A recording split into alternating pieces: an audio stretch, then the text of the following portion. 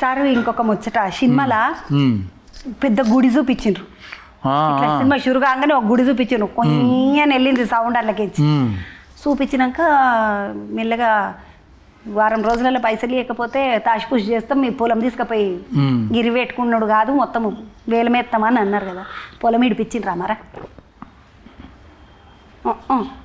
మరి వచ్చిన అమ్మవారి విగ్రహం ఏం చేసుకుంటివి? అది కాదు కదా, అప్పుడే కదా మా బాపు నువ్వు పోతావా నేను పోతా నేనే పోతాను అంటాడు. అప్పుడు ఊర్లలో లంకె బిందెలు దొరకాలన్నా అంటే మీ నాయనని ఇడవాలి మీ అమ్మని ఇడవాలి అని ఇట్లా అందరూ అని తెలుసు నాకు కూడా. ఈ ముసలి దాకతే చెప్పినా ఏమి నవ్వుతావేంది అన్ని అడిగేస్తే ఎలాగ సస్పెన్స్ అన్ని పోతాయి, చూసేవాడికి ఇంట్రెస్ట్ ఉండదు. అరే ఇప్పుడు మీరు బుడ్డరీలు ఇడిచిండ్రు ఫోన్లా, బుడ్డరీలు ఫోన్లు ఇడిచినాక అందులో 190 ముచ్చట్లు అన్ని బయట పెట్టిండ్రు. పెట్టినాక నేను అడిగితేనే వచ్చిన అది మీకు బయట పెట్టడం, బట్ ఎందుకు ఎలా అన్నది చూపించలేదు కదా. మరి నువ్వు ఈరోజు ముచ్చట పెట్టడానికే వచ్చినావు కదా సార్, సినిమా ముచ్చటకే. అవును చెప్తున్నాను కదా.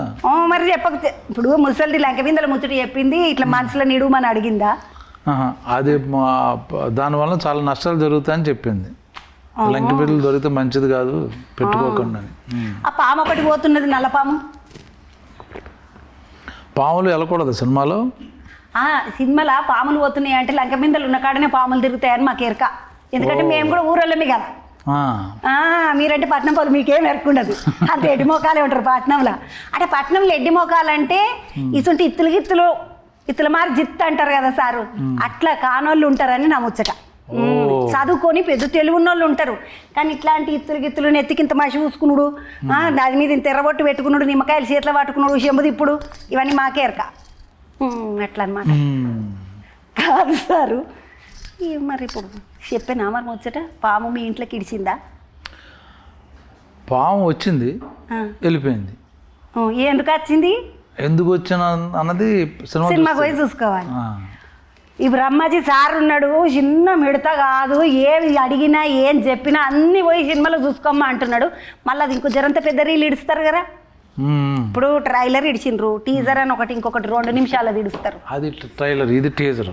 ఇప్పుడు టీజర్ ఇడిచిండ్రు, ఏదో ఒకటి ఇడిచిండ్రు మొత్తానికి అయితే మళ్ళీ ఒకటి ఇడుస్తారు.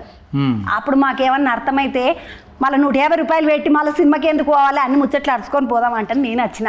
అందుకని ట్రైలర్ రిలీజ్ చేయట్లా, డైరెక్ట్గా సినిమా. ఇట్లున్నారా అమ్మా ఈ పొద్దు రేపు సినిమాలలో. ఈ ఫిబ్రవరి 21 తారీఖు సినిమా ఇడుస్తారు అంటే నేను అసలు సినిమా ఎట్లున్నది, మా ముసలా ఆయన ఉన్నాడు సుధాకర్ రెడ్డి, ఆయన బాలగం సినిమాల కొమరయ్య అని ఆయన పేరు కొమరయ్యనే అడిపోయింది అట్లా.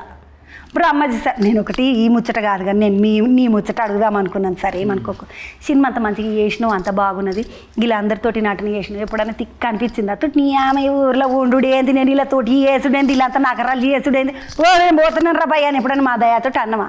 ఒక్కసారి నన్ను తెల్లవారుజామున 2ంటికి బైక్లు మోపెడ్ ఉంది ఇక్కడ, దాని మీద వెళ్తూ వర్షంలో తడిపించారు. చలి 3 degrees 4 degrees ఉంది తెల్లారుజామున.